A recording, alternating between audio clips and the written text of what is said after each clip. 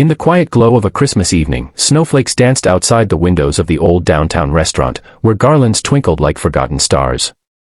Tom Harlan, a man in his mid-40s with lines etched deep from years of hard work and quiet worries, stepped through the door, brushing flakes from his worn denim jacket. He was a janitor at the local high school, the kind of man who fixed leaky faucets and mopped floors long after everyone else had gone home. His hands, calloused and steady, held a small, handmade card from his 8-year-old daughter, Lily. It read, in her crooked crayon letters, "Daddy, don't be lonely." She had slipped it into his pocket that morning, her little face serious as she hugged him goodbye before he dropped her at her aunt's for the night. Tom had been a widower for 5 years now, since cancer took his wife, Sarah. The holidays always brought back those warm memories of her baking gingerbread and stringing lights, but they also carried the weight of empty chairs at the table. This year, a friend from work had convinced him to try a blind date app, something for folks our age looking for a spark. Tom had laughed it off at first, but loneliness had a way of creeping in, especially on nights like this. So here he was, heart pounding a little faster than usual, scanning the room for table 7.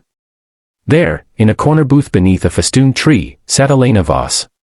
She was in her early 40s, her blonde hair swept into an elegant updo that caught the light like fresh snow. Dressed in a crisp white blazer over a red dress, she exuded the poise of someone who commanded boardrooms and turned heads without trying. As the CEO of a tech firm that had made her a billionaire, Elena was used to precision and power, but tonight, she felt a rare flutter of uncertainty.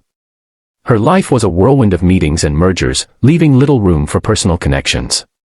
Divorced a decade ago, she had poured everything into her company, but Christmas Eve always reminded her of simpler times, her grandmother's stories by the fire, teaching her that true wealth lay in the heart. Tom approached, his boots scuffing softly on the polished floor. He glanced at the card in his hand, then at her.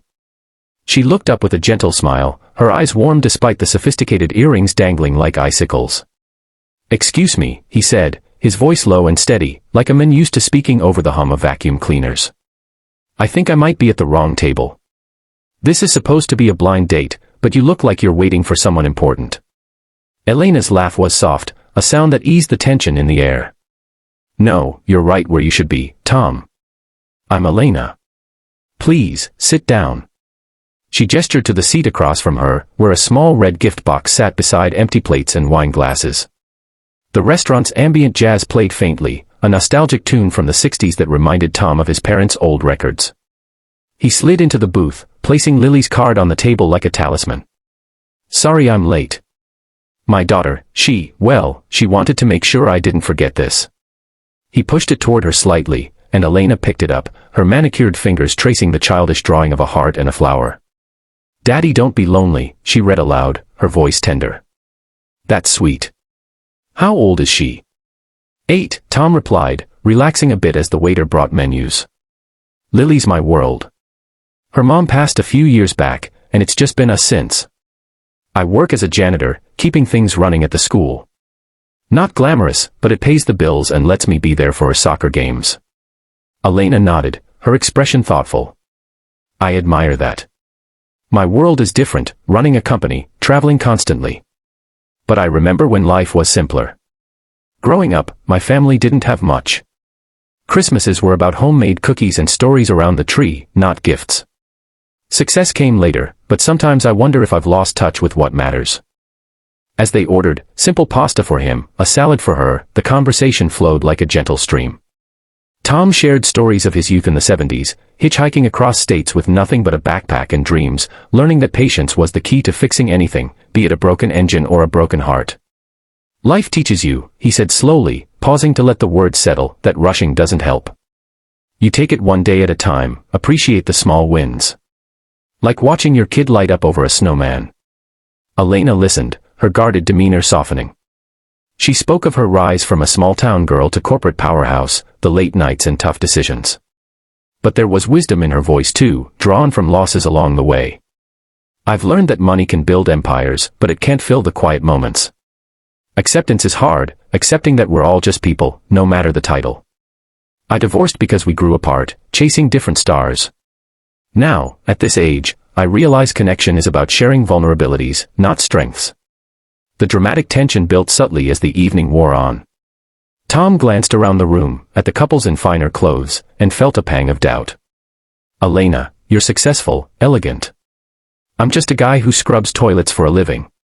This feels like a mix-up, like I'm at the wrong table after all." His words hung in the air, honest and raw, echoing the fears many in their 50s carried, of not being enough, of time slipping away. She reached across the table, her hand brushing his. "Tom, that's where you're wrong. Tonight isn't about resumes or bank accounts. It's about two people finding a moment of realness in a busy world. Remember those old songs we grew up with? They talked about love showing up when you least expect it, in the most unlikely places." Her tone was reassuring, like a warm blanket on a cold night. He smiled, the lines around his eyes crinkling. "You're right. Lily would say the same, kids have a way of cutting through the nonsense." They shared dessert, a slice of cheesecake dusted with cinnamon, reminiscing about past holidays. Tom recalled his wife's tradition of midnight walks in the snow, teaching him that love was about presence, not perfection. Elena shared how her grandmother's advice, accept others as they are, and you'll find peace, had guided her through boardroom battles. As the clock neared 10, the restaurant emptied, leaving them in a cocoon of lights and music. Tom walked her to her car, the snow crunching underfoot. "This was unexpected," he admitted, "but good. Real good." Elena turned to him, her breath visible in the chill. "It was. Let's not let it be the last." They exchanged numbers, a promise lingering in the air like the scent of pine. Back home, Tom tucked Lily in, her card now a cherished memory. Life, he reflected, was full of surprises, if you opened the door. And in that acceptance, true connection bloomed, even on a Christmas Eve blind date. If you enjoyed this story, please like, share, subscribe, and comment. Iski complete banadu.